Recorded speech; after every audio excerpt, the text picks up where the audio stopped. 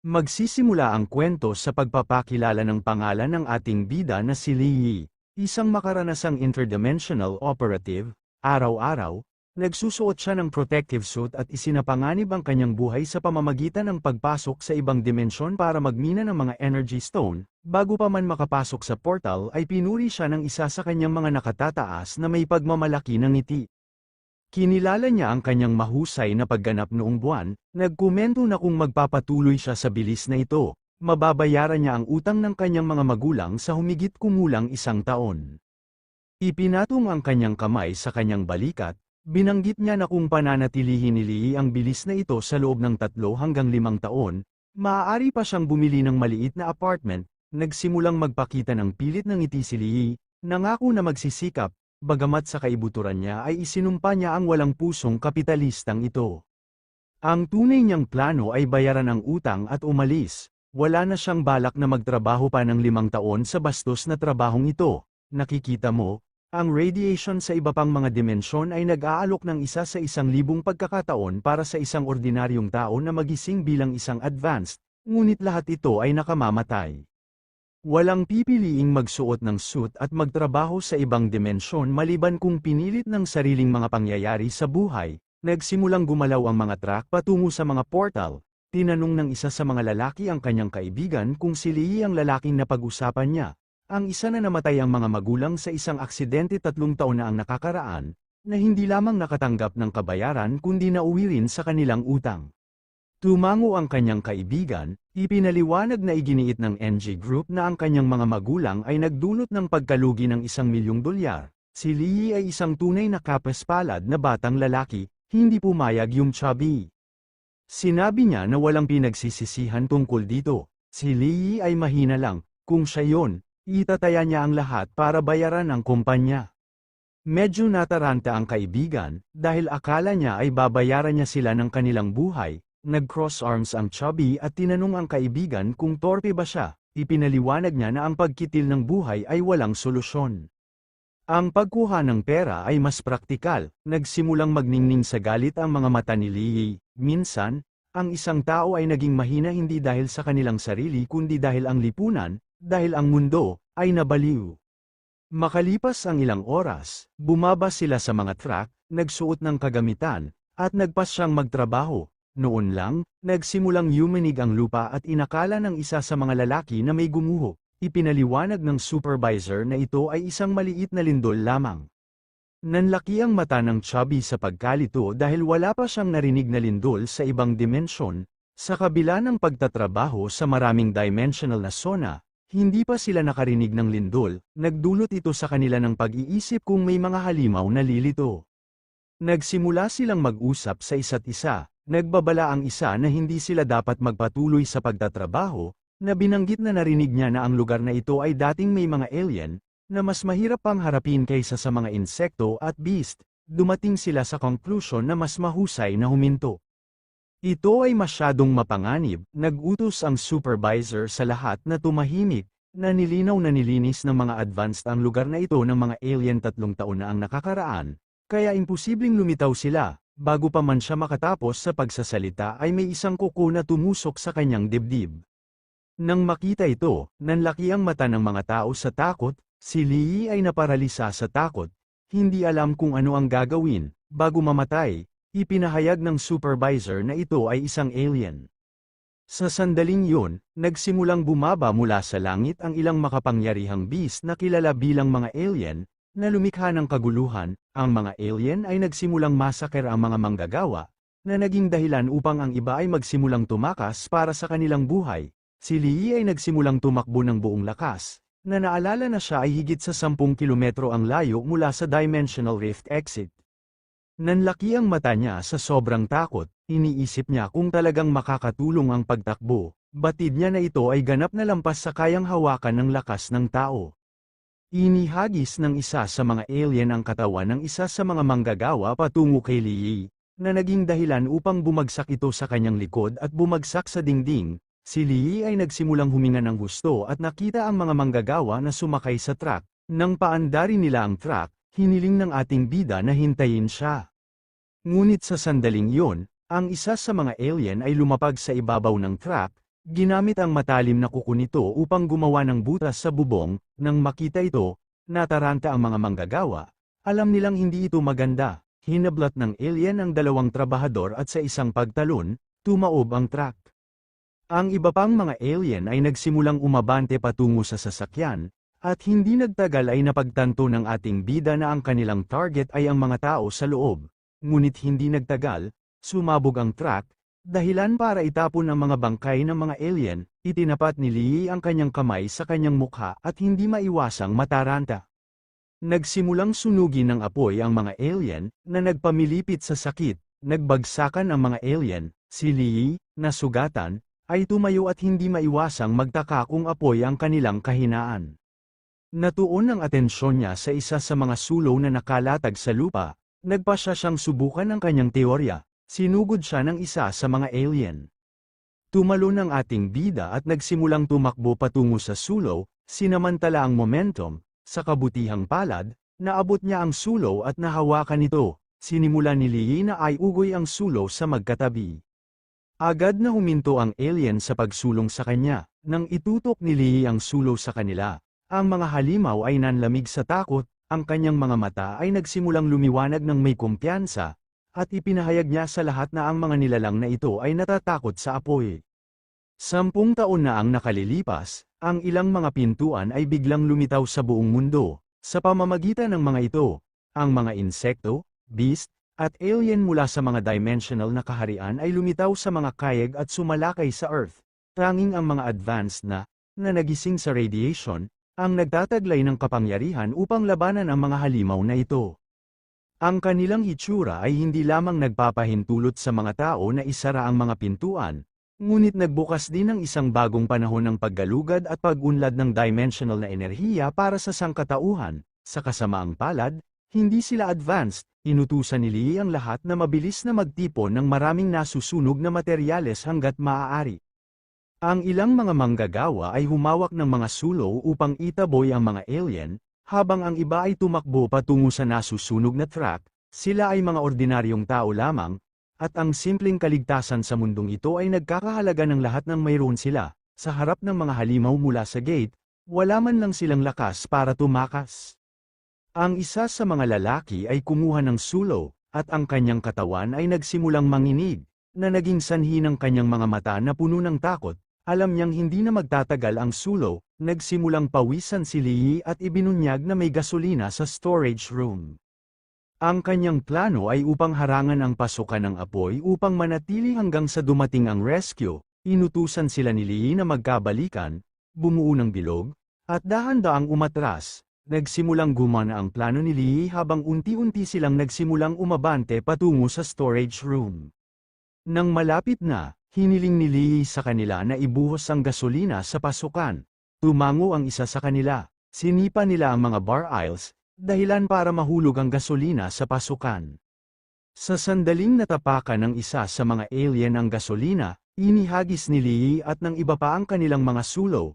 Ang sulo ay nakipag-ugnayan sa gasolina, na lumikha ng isang malakas na apoy na kumalat sa buong pasukan. Na nasusunog ang alien, may pasasalamat ng ngiti. Inilagay ng matanda ang kanyang kamay sa balikat ni Lee. Habang hinahabol nila ang kanilang hininga, inamin nila na kung hindi dahil sa kanya, lahat sila ay patay na. Tiniyak nila sa kanya na kung may mangyari, kailangan lang niyang magtanong, at tiyak na tutulungan siya ng mga ito. Natuon ang atensyon ni Lee sa isang bagay, dahilan para ma-curious siya. Sa silid na ito, may isang estatwa. Nang makita ang ekspresyon ni Lee, ipinaliwanag ng matanda na matagal na itong natuklasan sa mine shaft. Naniniwala siya na binalak ni Supervisor Wong na ipuslit ito para ibenta sa black market, at dahil dito, itinago niya ito dito.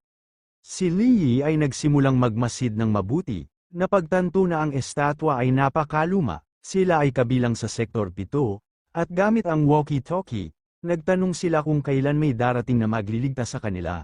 Na nagpapakita na sila ay sinasalakay ng mga alien at nangangailangan ng mga reinforcement. Iniulat ng rescue team na natanggap nila ang kanilang mensahe. Sinabihan sila na, sa sandaling ito, dapat nilang tiyakin ang kanilang sariling kaligtasan, dahil ang pagsagip ay darating sa humigit kumulang 2 oras. Nang marinig ito, nanlaki ang kanilang mga mata sa takot, at nang tanungin nila kung maaari silang pumunta ng mas maaga, nawala ang signal ng walkie-talkie, natarante sila, hindi alam ang gagawin. Lalong naging desperado ang sitwasyon dahil 1.5 oras na lang ang natitira sa mga pinagmumulan ng kuryente ng kanilang mga protective suit, damang-dama ang takot na mamatay, inisip ng ilan ang mga asawa at anak na naghihintay sa kanila sa bahay. Nagmumura, iminungkahi ng isa sa kanila ang paglusob gamit ang isang sasakyan, na nangangatwira na mas mabuti para sa kahit isa na makatakas kaysa sa lahat na umupo sa paghihintay sa kamatayan. Sa isang kalmadong tingin, tumingin si Lee sa kanyang pulso, napagtanto na ang kanyang suit ay may kaunting lakas na natitira, umaasa na lang siya na malapit nang dumating ang rescue. Nakuha ng isa sa mga manggagawa ang atensyon ng lahat, yung chubby, may hawak na kahoy. Ang kanyang mga mata ay nagsimulang lumiwanag sa masamang hangarin, na nagpapakita na ang enerhiya sa kanilang mga suit ay hindi magtatagal hanggang sa dumating ang pagliligtas, at sa sitwasyong ito, may isang tao na kailangang magsakripisyo. Nakatuon ang kanyang atensyon kay Lee at sa matanda, na natiling kalmado ang ating bida, sinimulang ituro ng chubby si Lee gamit ang kahoy na patpat at nilinaw na walang ugnayan si Lee at nalulunod sa utang, kaya naghihirap lamang ang kanyang buhay. Dahil dito, hiniling niya na ibigay niya ang baterya mula sa kanyang suit, nanlaki ang mga mata ni Lee sa galit, na naging dahilan ng pagpikit niya ng mahigpit, nang makitang sinusubukan ni Lee na lumaban ng walang lakas, hinampas siya ng chubby ng stick.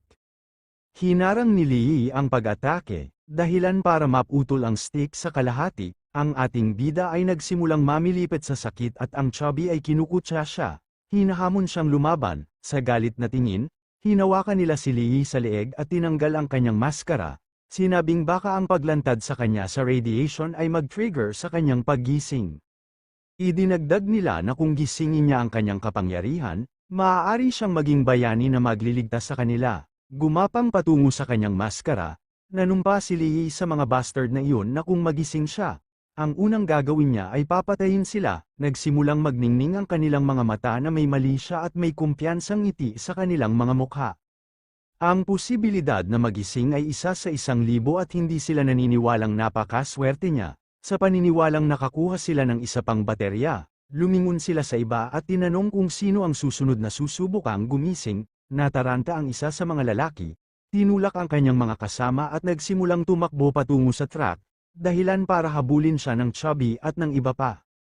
Nagniningning ang kanyang mga mata sa determinasyon, sinabi niya na kung sila ay mamamatay, sila ay magkakasamang mamamatay. Pinaandar niya ang truck at nang walang pagdadalawang isip, nagpas siyang tumakas mula sa lugar na ito. Sa proseso, ginawa niyang bumagsak ang rebulto sa lupa sa harap ni Lee. Nagpanik yung iba, alam nilang kailangan siyang pigilan kaagad dahil kapag nalagpasan niya ang fire barricade sa entrance, lahat ay mawawala. Wala silang magawa mula nang ibagsak niya ang fire barrier sa labas, pinayagan ang mga alien na makapasok, natuon ang atensyon ni Lee sa rebulto at nanlaki ang kanyang mga mata sa pagkalito, hindi niya alam kung nakangiti ito. Ang mga mata ng estatwa ay nagsimulang kumikinang sa kasamaan at isang ngiti ang kumalat sa mukha nito. Nang makita ito, naisip ng ating bida na kahit ang rebulto ay kinukutsa siya, ang isa sa mga alien ay pumasok sa silid at dinurog ang ulo ng rebulto. Ipinatong ng ating bida ang kanyang mga kamay sa ibabaw ng kanyang ulo upang maiwasang matamaan ng mga piraso, sa kumikinang na mga mata, nagsimulang iunat ng alien ang kuko nito patungo kay Lee, handang wakasan ang kanyang buhay, inangat ng ating bida ang kanyang ulo at hindi maiwasang magtaka kung bakit. Hinawakan siya ng alien sa ulo at inihanda ang matulis nitong kuko. Natarante si Lee, hindi alam kung bakit kailangan niyang tiisin ang lahat ng ito. Tinusok ng alien ang dibdib ni Lee at napagtanto ng ating bida na ang lahat ng ito ay nangyayari lamang dahil siya ay mahina. Nagsimulang alalahanin ni Lee ang kanyang nakaraan. Sinabihan siya ng kanyang mga mahihirap na kamag-anak na umalis, tinatanggihan siyang palakihin siya pagkatapos ng kamatayan ng kanyang mga magulang. Pinalaya siya ng may-ari ng lupa dahil sa kawalan ng pera sa upa at walang humpay na paghingi na bayaran niya ang kanyang utang, kahit wala na ang kanyang mga magulang. Ang ating bida ay nakahandusay sa lupa sa harap ng may-ari ng grupo, na kinwestiyon ang kanyang intensyon na imbestigahan ang pagkamatay ng kanyang mga magulang at idmanda ang grupo, Inihagis niya ang mga liham sa mukha ni Li, na nagpapakita na ang lahat ng mga reklamong ipinadala niya sa lahat ng dako ay napunta sa kanyang mga kamay. Tinuya niya ito dahil sa ayaw niyang kabayaran, kundi sa katotohanan, at tiniyak sa kanya na ibibigay niya sa kanya ang katotohanan ito. Inihayag niya na ang katotohanan ay ang kanyang mga magulang ay lumabag sa mga pamamaraan at naging sanhi ng aksidente. Hindi lang nila siya babayaran, kundi babayaran din nila ang milyon-milyong pagkalugi na idinulot ng kanyang mga magulang sa grupo, na ikayam lamang ni Lee ang kanyang kamao ng mahigpit.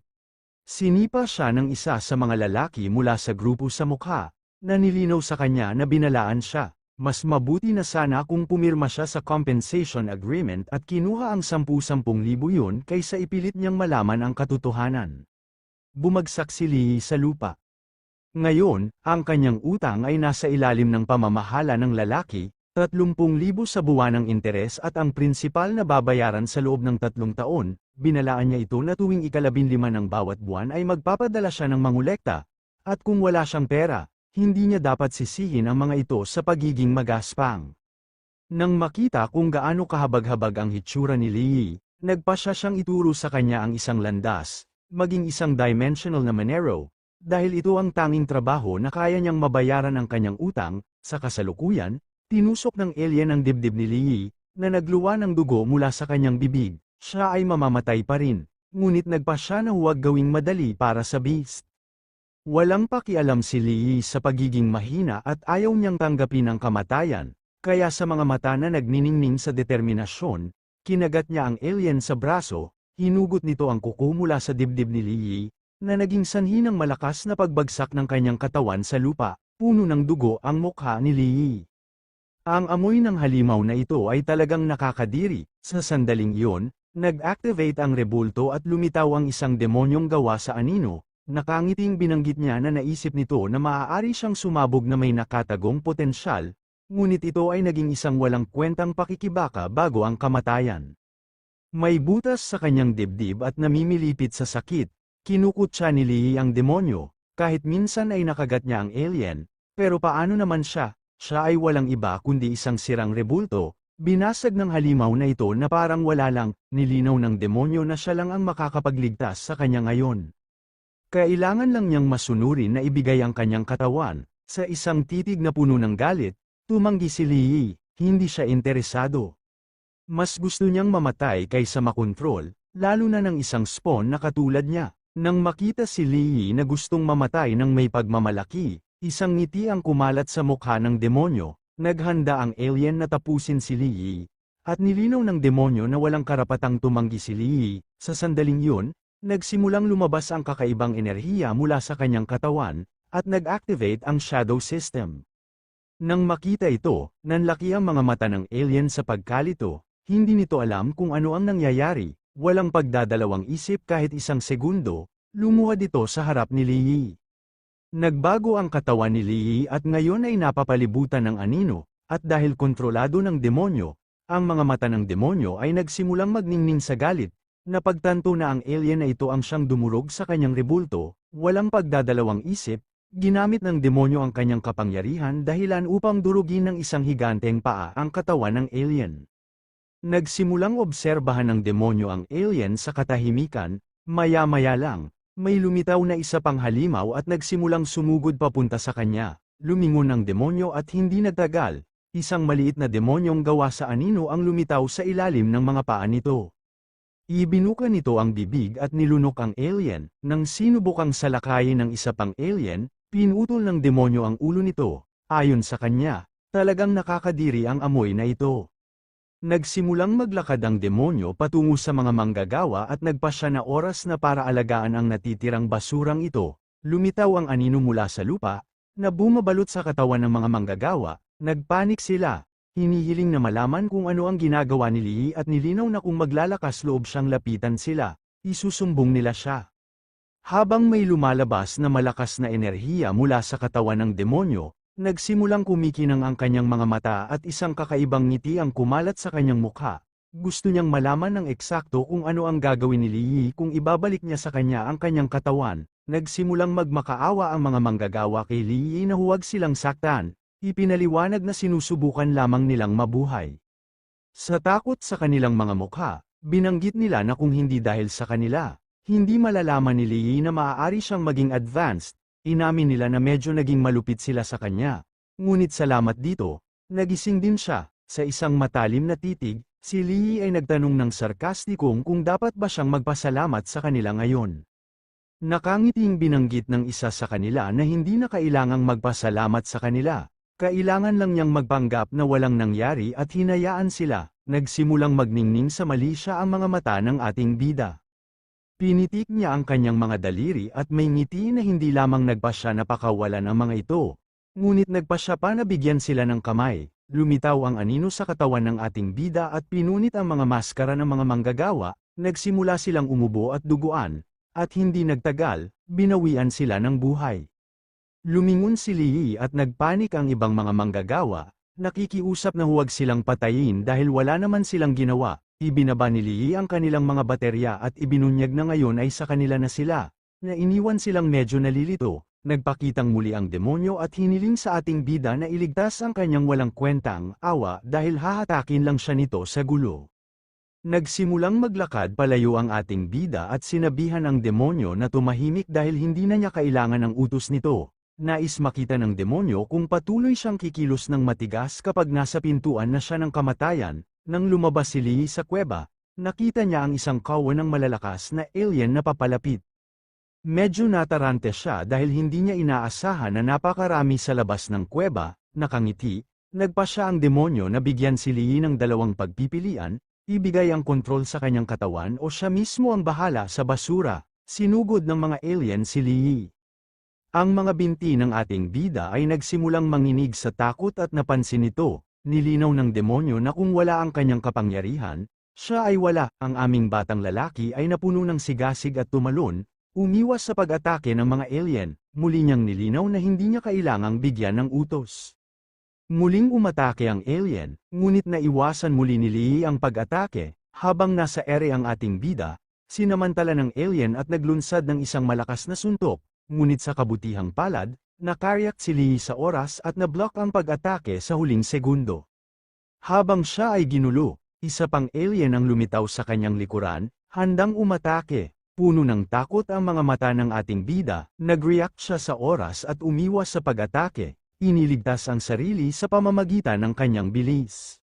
Medyo nagulat siya, dahil pati ang reaksyon at bilis niya ay nag-improve ng husto. Sinugod ng halimaw si Lee, nakatuon ang ating bida at nagpas siyang gamitin ang kapangyarihan ng sistema ng anino. Pinagtawanan siya ng demonyo, tinanong kung ito na ba ang lahat ng kapangyarihan niya kahit na naugnay siya sa sistema ng anino. Naikayam ng mahigpit ni Lee ang kanyang kamao at binigyan ng isang malakas na suntok ang alien, dahilan upang bumaril ang katawan nito. Nanlaki ang mata niya sa gulat. Hindi niya alam kung bakit lumakas ang kapangyarihan niya. Sa kabila ng pag-atake, ang alien ay buhay pa rin. Napagtanto ng ating bida na ang pag-atake lamang gamit ang kanyang katawan ay hindi makakagawa ng sapat na pinsala sa kanila. Nais niyang magkaroon ng sandata sa kanyang mga kamay. Lumitaw ang anino sa kanyang kamay, at lumitaw ang isang punyal na gawa sa anino, na ikinagulat niya. Tumayo ang alien at sinimulan siyang sumbatan. Nagpa siya ang ating bida na tingnan kung ang punyal ay kasya sa kanyang kamay. Mabilis na kumilos si Lee, pinutol ang alien sa kalahati, napuno ng saya ang mga mata ni Lee. Ngayon ay kaya na niyang pumatay ng mga alien, dalawang alien ang bumungad sa kanya. Hindi pa rin makapaniwala si Lee na naging advanced na siya. Sinalakay ng isa sa mga alien si Lee mula sa likuran. Tumalikod siya at pinutol ang ulo nito. Pagkatapos ay nagsimula siyang sumingil patungo sa iba pang mga alien. Sa wakas ay nagkaroon na siya ng kapangyarihan para maka-counter-attack. Nagpatuloy si Lee sa pakikipaglaban sa mga alien, pagod na pagod at puno ng dugo ang mukha. Nagbunga ang kanyang pagsisikap dahil napatay niya ang lahat ng alien. Isang abiso ang lumitaw, na nagpapahayag na ang kanyang pagsulong ay naging matagumpay. Isa siyang advanced sa rango E. Makalipas ang ilang oras, nasa ospital si Lee. Nataranta ang nurse, dahil napansin niyang wala itong sugat o sakit. Normal ang lahat ng nasa katawan niya kaya hindi pa rin niya maipaliwanag na hindi pa rin siya nagigising. Ipinaliwanag ng doktor na sumusuri sa ating bida na ang mga advanced ay ganoon. Napagod sila ng husto dahil kailangan ng kanilang mga katawan na umangkop sa bagong antas. Nagsimulang magningning ang mga mata ng nurse sa pagmamahal at pagtataka. Gusto niyang malaman kung anong antas ang ating bida. Napansin ng doktor ang kanyang pananabik, iminungkahi ng doktor na hintayin siyang magising, bago magsalita tungkol sa kanyang antas. Nagpasya siyang pumunta sa katabing silid. Ayaw umalis ng nurse. Gusto niyang manatili at pagmasdan siya ng kaunti pa. Dahil nakita niyang napakagwapo nito, nagsimulang lumabas ang anino mula sa katawan ni Liyi, at pagkatapos ay lumitaw ang demonyo.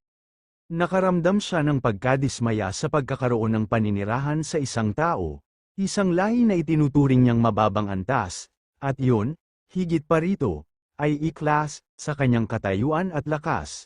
Ang kanyang host ay dapat na hindi bababa sa S-class o A-class, o sa pinakamasamang kaso, B-class. Ngunit sa halip, siya ay nakulong sa shell na ito. Gayunpaman, tila kawili-wili na ang isang simpleng E-class ay maaaring mag-activate ng kapangyarihan ng shadow system at magbago ng anyo sa unang pagsubok. Ito ay isang kahihiyan dahil ang isang katawan na tulad nito ay hindi makayanan ang kahit isang 10,000 bahagi ng kanyang awtoridad. Nang makitang muling lumitaw ang demonyo, medyo nataranta si Liyi. Gusto niyang malaman kung ano ba talaga yun at kung bakit ito damaykit sa kanya. Nagsimulang magningning ang mga mata ng demonyo, nang ihayag niya na siya ang sinaunang kataas-taasang entropiko ng Anthropic Clan, ang soberanya ng lahat ng dimensyon at bilangguan mula sa ibang mga mundo. Inutusan niya si Liyi na ialay sa kanya ang kanyang katawan, tinitiyak sa kanya na siya ay gagantimpalaan ng husto sa sandaling mabawi niya ang kanyang trono mula sa mga nagtaksil sa kanya. Sinimulan ni Liyi na pagmasdan ng mabuti ang demonyo, hindi siya naniwala ni isang salita dito. Para sa kanya, ang mga titulong Ancient Supreme at Anthropic Clan ay ganap na kalokohan na hindi pa niya narinig. Inihambing niya ang nilalang sa isang ipis at nagpa siya na huwag ibigay ang kanyang katawan sa isang bagay na napakaitim at pangit. Nakaramdam ng galit ang soberanya nang makitang kinukutya siya ng isang tao at ipinaliwanag niya na hindi na kailangan pa ng mga salita. Ang tanging halaga sa pagkakaroon ni Liyi ay ang simpleng pag-aalay ng kanyang katawan. Nagsimulang magnilay-nilay ang ating bida, iniisip niya kung ang soberanya ay nahuhumaling sa kanya dahil sa kanyang pisikal na kaakit-akit at kung ito ay isang pag-aari ng isang masamang espiritu, mukhang may mabibigat na problema ang nilalang, kaya minabuti niyang huwag muna siyang guluhin kahit sandali. Ang ideya na ang soberanya ay maaaring subukang pilitin siya ay tinanggihan siya. Ang kanyang mukha ay hindi mabata at ang katotohanan na ang kanyang kasarian ay hindi tiyak ang nagpalala sa mga bagay. Nagdebate siya sa pagitan ng pagkamatay upang patunayan ang kanyang kalooban at palayain siya o subukang mga tuwiran sa kanya upang maunawaan niya na hindi ito mangyayari. Gayunpaman, natakot siya na ang galit sa kanya ay aakayin silang dalawa na lampasan ang isang puntong hindi na makabalik, na maghahatid sa kanila sa kapahamakan at magkakasamang mapahamak. Nakulong sa pagitan ng mga kakilakilabot na posibilidad na ito, hindi niya alam kung ano ang dapat niyang gawin, dahil sa mga iniisip ni Liyi, nawala ng pasensya ang soberanya. Nagalit siya at hinawakan ang kwelyo ng bida natin. Nagalit siya dahil sinira niya ang sarili niyang mga mata para lang mapunta sa E-class na basura ng tao. Kung hindi pa ganoon kadesperado ang sitwasyon noon, mas pinili niya ang isang matandang aso kaysa sa E-class na basura. Isang gate ang lumitaw at itinapon ng soberanya si Liyi sa loob nito, na nilinaw na kung hindi siya makakarating sa D-class sa loob ng 3 araw, ay tuluyan siyang mabubura. Bumagsak si Liyi sa lupa at nanlaki ang kanyang mga mata sa pagkalito. Naalala niyang nasa ospital siya at hindi niya alam kung ano ang lugar na ito. Nag-cross arms ang soberanya at ipinahayag na nasa loob sila ng gate ng otherworldly prison, ang E-class trial ng kanyang clan, ang insect nest. Nilinaw niya na ang bawat miyembro ng lahi ng Qingtian ay maaari lamang lumahok ng isang beses pagkatapos maabot ang adulthood. Sa harap ng ating bida ay isang mabangis na beast na may kumikinang na mga mata. Tumayo si Liyi at ipinagpalagay na sa pag-aari sa kanya. Na-refresh ng soberanya ang trial attempt. Nagsimulang tumitig ang nilalang kay Liyi, isa itong Shield Carapace Beetle. Nalito si Liyi dahil hindi niya maintindihan kung bakit niya nakilala ang species na ito. Nilinaw ng soberanya na ang sistema ng anino na ibinigay niya sa kanya ay direktang magbabasa mula sa kanyang bangko ng kaalaman, at kailangang masanay si Liyi dito. Mahigpit na kinuyam ni Lee ang kanyang kamao at pinalabas ang kanyang Shadow Dagger. Ang Shield Carapace Beetle ay umatake, ngunit gamit ang dagger, sinimula ni Lee na harangan ang mga pag-atake. Napagtanto na ito ay napakabilis, sa galit na tingin, nagsimula itong umungol, muling umatake ang salagubang. Tumalon si Lee at umiwas sa pag-atake at napansin na nasa likuran ang blind spot ng halimaw. Tumalon, inatake ni Lee ang shell ng beetle, ang kanyang mga pag-atake ay walang gaanong epekto, at nang siya ay lumapag sa lupa, ang halimaw ay umatake ng mabangis.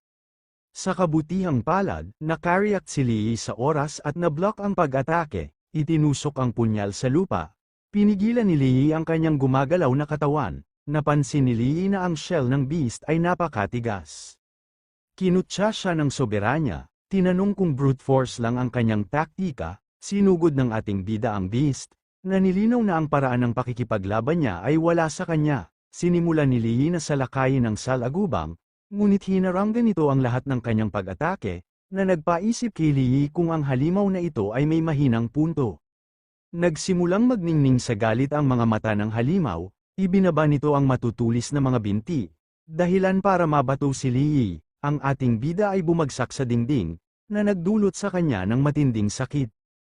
Hiniling ng soberanya na bumangon siya, tinawag siyang mahinang E-class, natuon ang atensyon ni Lee sa kanyang balikat, at nanlaki ang kanyang mga mata sa pagkalito nang makakita ng berdeng likido, nagkaroon ng sugat sa binti ang salagubang.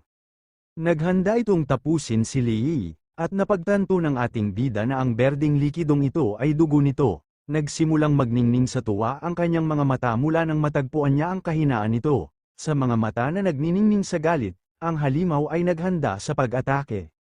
Isang kakaibang enerhiya ang nagsimulang lumabas sa mata ni Lee. Pinuno niya ang kanyang sarili ng determinasyon at nagpa siya na makita kung sino ang tunay na mahina. Medyo nalilito ang soberanya dahil hindi niya alam kung gumagamit si Lee ng Shadow Sense. Ang ating bida na lalaki ay gumalaw na parang kulog at sa isang kisap mata ay pinutol ang isa sa mga binti ng salagubang. Tinuyan ng soberanya si Lee habang itinuturing niyang walang silbi ang lahat ng pagsisikap na mabali ang isang paa. Sinimulan ni Lee na titigan ang halimaw, nilinaw na ngayon ay wala na itong isang paa para ipagtanggol ang sarili. Puwersa siyang tumapak sa lupa, alam niyang magiging mas madali na ang pagtama sa mahina nitong punto. Ngayong nasugatan ang salagubang, nagsimula itong umatras. Alam ni Lee na kailangan niya ng mas mabisang sandata dahil ang punyal ay hindi masyadong magiging kapaki-pakinabang ngayon. Nag-concentrate siya at nagsimulang manipulahin ang anino, na ginawa itong isang malakas na sibat. Tinamaan ni Lee ang salagubang sa ilalim ng tiyan, na naging sanhi ng paglulunsad ng katawan nito sa hangin. Nagsimulang mag-obserba ng mabuti si Lee. Napagtanto na ang dahilan kung bakit nanatiling tahimik ang surot ay dahil ang mahinang punto nito ay nasa tiyan. Ngayon na ang salagubang ay walang kalaban-laban, itinusok ni Lee ang sibat sa tiyan nito, na nagpasabog sa katawan nito. Isang asul na enerhiyang bato ang nahulog sa lupa. Humihingal si Lee at hindi makapaniwalang nanalo siya. Kinutya siya ng soberanya dahil sa sobrang hingal pagkatapos pumatay ng isang simpleng E-rank bug. Hinawakan ni Lee ang bato at ang kanyang isip ay napuno ng kalituhan, hindi niya alam kung ano yun. Ngunit naramdaman niya ang isang surge of power na pumasok sa kanyang katawan. Ang kanyang pag-unlad para sa D-rank breakthrough ay tumaas ng 0.2%. Inihayag ng soberanya na ito ay isang bato ng enerhiya, isang bagay na may posibilidad na tumaas ang antas ng kanyang kakayahan. Sa sandaling iyon, naging alerto si Lee. Ngunit nang lumingon siya, wala siyang nakita. Natarante siya, dahil alam niyang may paparating, bagamat hindi niya ito nakikita. Nakangiti, iminungkahi ng soberanya na gumamit siya ng Shadow Sense para tingnan. Lumingon si Lee at may nalilitong tingin. Tinanong kung anong klaseng kasanayan ito. Ipinaliwanag ng soberanya na kailangan lang niyang i-concentrate ang shadow energy sa kanyang mga mata para ma-activate ang Shadow Sense ability. Nagpa siya si Lee na sumunod at sinimulang ituon ang kanyang shadow energy sa kanyang mga mata. Nagsimulang kuminang ang isa sa mga mata ni Lee. Matagumpay na na-activate ang level 1 shadow sense. Ang isa pang halimaw ay lumitaw at naglunsad ng ilang spike patungo kay Lee. Dahil sa shadow sense, nahulaan ni Lee ang pag-atake at sa pamamagitan ng pagtalon, naiwasan ito. Ngunit sa proseso, napunit nito ang bahagi ng kanyang damit. Ang spike ay tumama sa dingding at nagsimulang lumabas ang lason mula sa lugar na naapektuhan. Nagpatuloy ang halimaw sa paglulunsad ng mga spike. Medyo nalilito si Lee dahil hindi niya maintindihan kung ano ang mga bagay na ito na mabilis na gumagalaw. Ang mga spike ay nagsimulang lumapit kay Lee mula sa likuran ng napakabilis. Sa kabutihang palad, si Lee ay nababaluktot at nakaiwas na matamaan.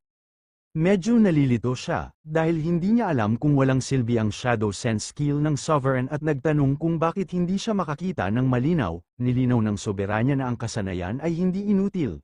Ngunit sa halip na ang lakas ni Lee ay masyadong mahina, nang marinig ito, nakaramdam ng galit si Lee at nagpa siya na magtipo ng mas maraming enerhiya sa kanyang mata. Ang Soberanya ay medyo nagulat, dahil tila lalong kawili-wili na ang isang simpleng ranggo ng Yi ay maaaring makontrol ang enerhiya ng anino na may ganoong kasanayan. Nakita ni Lee ang halimaw na umaatake sa kanya. Isang Warp Reaper bug na kilala bilang Head Reaper. Inilarawan nito ng impormasyon bilang isang Stinger Shooter, isang eksperto sa paglulunsad ng mga makamandag na spine mula sa malayo. Unti-unti, nakikibagay siya sa bangko ng kaalaman. Mariin na itinikom ni Lee ang kanyang mga ngipin at puno ng takot ang kanyang mga mata. Sa isang kisap mata, 12-dosenang mga beast ang lumitaw. Nataranta ang ating bida, napagtantong napakarami, nagsimulang umungol ang mga halimaw at hindi nagtagal ay nagsimulang umahan patungo kay Lee. Ang ating bida ay nagpatibay ng isang depensibong paninindigan, at pinuri siya ng Soberanya dahil sa kanyang kaalaman kung paano maghanap ng posisyon upang maiwasan ang pag-atake mula sa lahat ng panig. Nag-concentrate siya at nagpatawag ng dalawang Shadow Dagger, pagkatapos ay gumawa ng isang alon ng enerhiya na itaboy ang mga beast na nasa malapit. Isang malakas na enerhiya ang nagsimulang lumabas mula sa katawan ni Lee. Medyo nagulat ang Soberanya, dahil nagising na ni Lee ang ikalawang yugto ng Shadow Sense ng napakabilis. Ang isang simpleng Yi-class na nakamit ito ay isang kaaya-ayang sorpresa. Habang ang mga mata ni Lee ay nagniningning sa galit, nagsimula siyang tahimik na tumitig sa iba pang mga beast. Ang ating bida ay nagsimulang umiwas sa mabangis na pag-atake ng hayop nang walang labis na kahirapan. Napansin na ang mga paggalaw ng mga insekto ay bumagal ng hindi bababa sa kalahati. Ang sistema ay nagsimulang i-highlight ang ilang mga spot sa hayop. Ang lilang kulay na ito ay ang kahinaan ng mga insekto. Naitala ng system ang mahinang punto ng spike projector na ito. Binanggit ng Soberanya na ito ang pakinabang na hatid ng mata ng anino sa pag-abot sa ikalawang yugto. Kapag natukoy ang mahinang punto, maaaring masira ng mga pag-atake ang mga depensa. Ang mata ni Lee ay nagsimulang lumiwanag sa determinasyon nang matuklasan na silang lahat ay may mga kahinaan sa ilalim. Ginamit ng ating bida ang kasanayang Shadow Thorn, Grand Burial. Ang pamamaraan na ito ay nagbigay daan sa kanya upang ipako ang anino sa lupa at i-project ito paitaas, na nagdulot ng pinsala sa lugar. Ilang spike na gawa sa anino ang lumitaw mula sa lupa, na tumusok sa mga insekto. Ang mga halimaw ay nag-drop ng mga bato ng enerhiya, at ang progress bar para sa D-rank breakthrough ay tumaas mula 1.3% hanggang 2.7%. Hindi ibinaba ni Lee ang kanyang pagbabantay, at hindi nagtagal bago niya napagtanto na ang bawat energy stone ay nagbibigay lamang ng 0.7% na pag-unlad para sa pambihirang tagumpay. Lumitaw ang ilan pang mga spike projector at nagsimulang tumitig kay Lee. Ngayong natuklasan na niya ang mga kahinaan ng mga ito, nagpasya siyang alisin ang mga ito ng sabay-sabay. Gumalaw si Lee na parang kulog, inaatake ang mga mahihinang punto ng hayop. Ang kanyang progress bar para sa D-rank breakthrough ay tumaas mula 3.1% hanggang 5.3%.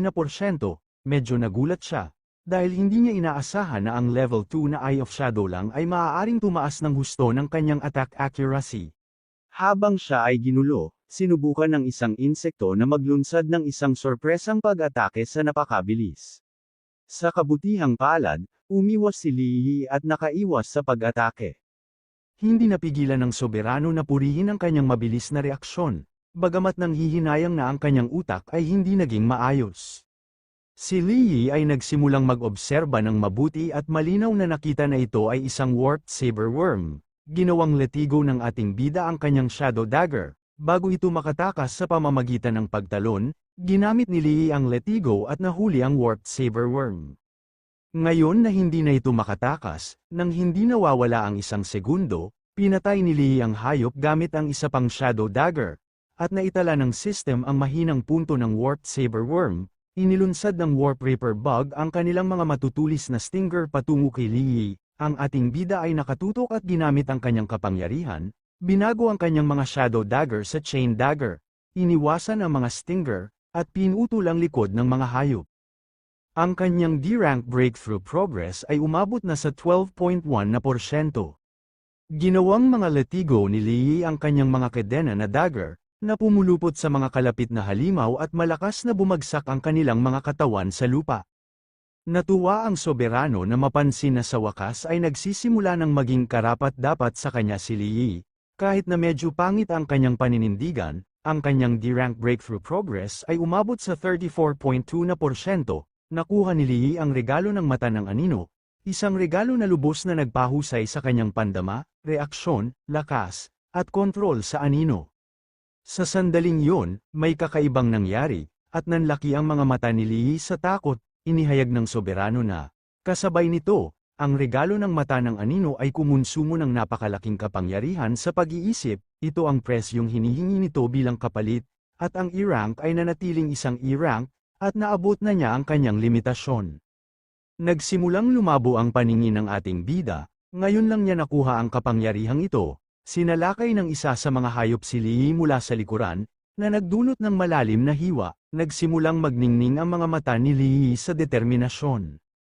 Ayaw niyang mahulog dito, mayroon siyang 15 oras at 28 minuto na natitira upang tapusin ang pagsubok na ito.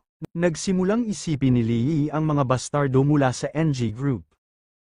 Hindi siya makapaniwala na naglakas loob silang itago ang katotohanan tungkol sa pagkamatay ng kanyang magulang, at walang kahihiyang pinilit siyang magtrabaho sa mga minahan para makabayad ng utang.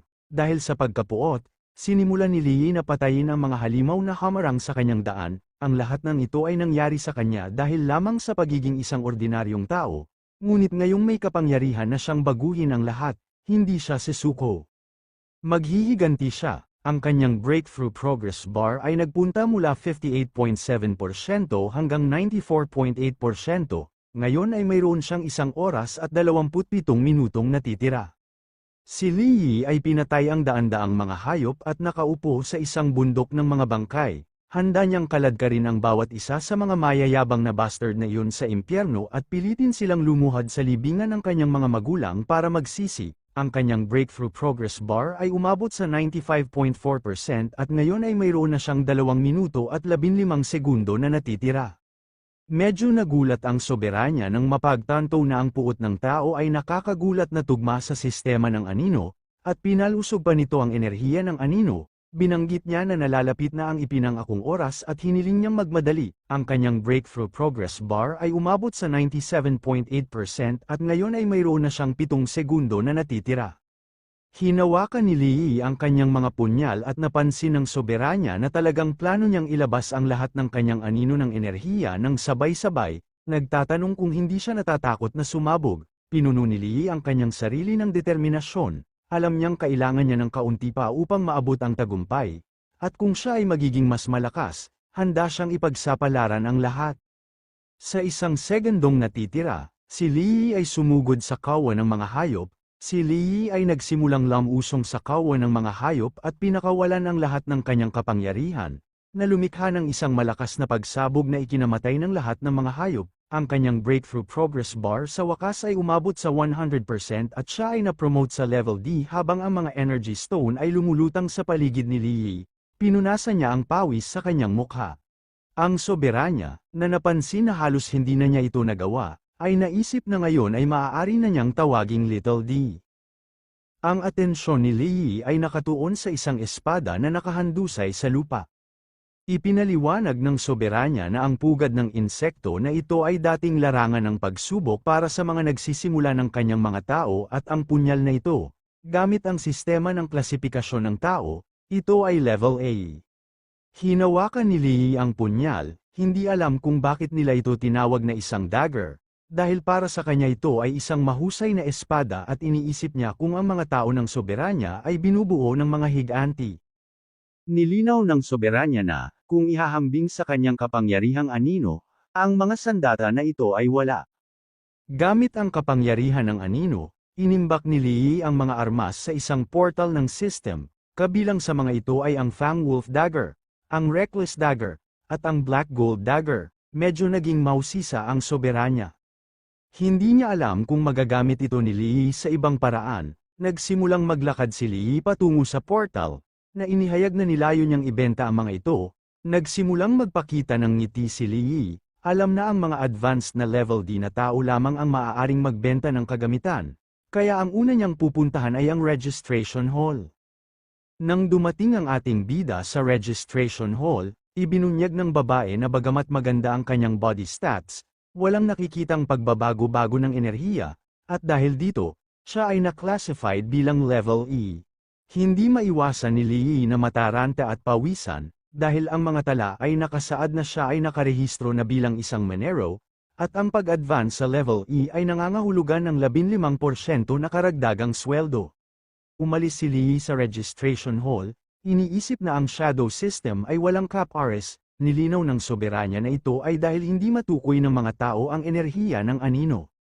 Napagtanto ng ating bida na ang hindi ma-detect ay isang magandang bagay, ngunit mas magiging mahirap ang pagbebenta ng kagamitan. Makalipas ang ilang oras, nakahod at may espada sa likod, dumating si Lee sa black market, ang lugar kung saan nangyari ang lahat ng malilim na deal. Para sa soberanya, ang itim na tunog ay perpekto para sa sistema ng anino.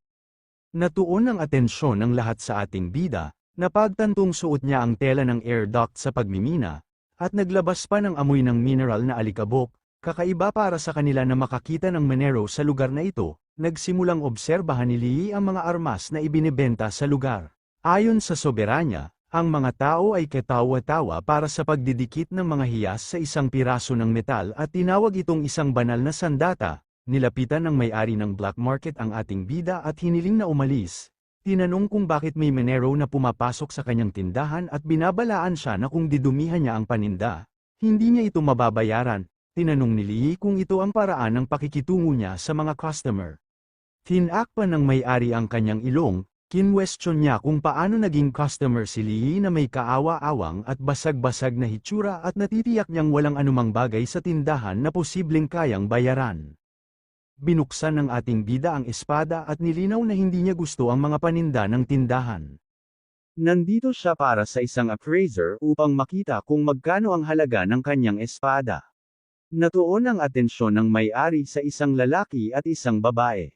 Ang babae, na nagngangalang Suching, isang sibilyan, ay nagtanong kay Zuo Wo, isang advanced sa level D, kung bakit niya dinala siya sa napakabahong lugar na tulad nito. Nang makilala si Zuo, lumapit ang may-ari at, nakangiting binati ang batang Master Joe, tinanong siya kung mayroon siyang magandang ibebenta sa araw na iyon. Nagsimulang magpakita ng espada si Joe. Nakuha niya ito noong araw na iyon sa Gate of Other Worlds at binalak na ibenta ito upang mabili ang kanyang kasintahan ng bagong kotse. Nanlaki ang mga mata ng may-ari sa pagkagulat nang mapagtanto niya na ito ay ang Windhowl Sword. Ang sandata na ito ay nagpapataas ng lakas sa pag-atake ng mag-isa, na naging dahilan upang ito ay isang bagay na lubos na hinahangad ng mga nasa level D. Nakilala ni Lee si Suching, na medyo nagulat sa kanya. Naalala niya ang oras na sinubukan nitong makuha ang puso niya sa pamamagitan ng pagbibigay sa kanya ng mga bulaklak, para lang matapakan niya ang mga iyon. Noon, ibinato niya sa kanyang mukha na namatay ang kanyang mga magulang at kinwestiyon kung ano ang ginawa niya sa milyon-milyong mula sa kabayaran. Tinawag niya itong isang walang pera na natalo na nawala ang lahat at ngayon ay nasa utang, na hinihiling na itigil niya ang paghahanap sa kanya at pag-aaksaya ng kanyang oras. Hindi alam ni Joe kung kilala niya si Lee. Si Suching, na nagpapakita ng pilit ng ngiti, ay tumanggi na kilala siya, nagtatanong kung bakit niya malalaman ang tungkol sa isang mababang antas na Monero. Mabilis niyang iminungkahi na marahil ay isang tagahanga siya, na nagsasabi na ang pagiging isang online celebrity ay naging normal para sa mga tao na makilala siya. Sa mayabang na ekspresyon, nagsimulang maglakad si Joe patungo kay Lee. Tinanong niya kung tinawag niya lang itong Su Ching at ipinahayag ang kanyang pagkamangha kung paano bumababa ang mga pamantayan ng lugar sa pamamagitan ng pagpapasok ng mga basurang tulad niya. Nagtatanong kung hindi sila nag-aalala na ito ay magpapababa sa klase ng establishmento. Ipinasok niya ang kanyang kapangyarihan sa espada at inutusan si Lee na mawala. Sinabihan siyang magmadali at dalhin ang kanyang basura sa kolektor ng scrap sa dulo ng kalye. Inatake ni Joe ang espada ni Lee, ngunit nanlaki ang kanyang mga mata sa gulat nang nabasag ang sariling espada, na ikinagulat niya. Sa isang ngiti, nilinaw ni Lee na ang espada ni Joe ay ang tunay na basura. Hindi napigilan ni Joe ang pagdikit ng mahigpit sa kanyang ngipin, medyo nalilito si Su, iniisip kung paano ito nangyari. Tiniyak sa kanya ni Joe na ang espada ay maaaring magputol ng bakal at ito ay nagkakahalaga ng malaki. Sinumpa ni Joe si Lee sa ilalim ng kanyang hininga. Nabulag ng galit at kahihiyan, naghanda siyang sumalakay, tinanong siya kung naghahanap siya ng kamatayan. Ipinasok ni Joe ang kanyang kapangyarihan sa kanyang kamao at umatake, ngunit naiwasan ni Lee ang pag-atake ng walang labis na pagsisikap. Nang mapansin na napakabagal nito, hindi maiwasan ni Joe na purihin siya dahil hindi naman masama ang kanyang mga galaw. Itinuon niya ang kanyang pansin at ibinuhos ang kanyang kapangyarihan sa kanyang binti, pagkatapos ay nagsimulang umatake na may mga sunod-sunod na sipa. Ngunit muli, nagsimulang umiwas si Lee ng walang problema. Para sa kanya, ang pag-atake na ito ay mas mabagal kaysa sa pagsubok sa pugad ng insekto. Sa galit na ekspresyon, mahigpit na itinikom ni Joe ang kanyang mga ngipin. Hindi niya alam kung ano ang nangyayari at naalala na si Lee ay isang Monero lamang na hindi man lang level E. Nang sinubukang hampasin ni Joe, lumipat si Lee sa gilid, iniiwasan ang pag-atake. Nagulat si Joe dahil hindi niya maintindihan kung bakit hindi niya ito matamaan sa kabila ng pagiging level D. Nagsimulang ilabas ni Lee ang kanyang shadow power at lumikha ng letigo na pumulupot sa pulso ni Joe. Hindi sumuko si Joe. Siya ay tumalon at naghanda sa pag-atake muli, sumisigaw na ang mga Monero ay dapat na gumapang na lamang pabalik sa kanilang mga butas. Nagsimulang lumiwanag sa pagmamataas ang mga mata ni Lee, at sarkastikong itinanong niya kung, sa pagkakataong iyon, dapat ding gumapang sa lupa ang mga aso. Mahigpit na hinawakan ni Lee ang letigo at hinailan ng malakas, na naging sanhi ng malakas na pagbagsak ng katawan ni Joe sa lupa. Nagpanik si Su. Hindi siya makapaniwala na natalo ang kasintahan. Habang ang mga mata ni Lee ay nagniningning ng mali siya, na may ngiti, nagkomento siya na talagang hinangad ni Joe na maging isang aso. Nagdulot ito ng galit kay Joe, nang hindi nawawala ang isang segundo, tumayo siya at nagsimulang umahan patungo sa ating bida. Sa sandaling iyon, binuksan ng isang lalaki ang pinto ng tindahan at inutusan silang huminto. Huminto si Joe, at nang lumingon siya, nakita niya ang kanyang amo na si Wang. Ang lalaking ito ay si Wang Daitha, isang advanced na level D, ang may-ari ng black market. Sa isang matalim na titig, binanggit niya na kahit na si Joe ay isa sa kanyang pinakamahusay na mga kliyente, ang pakikipaglaban sa kanyang tindahan ay napakalayo.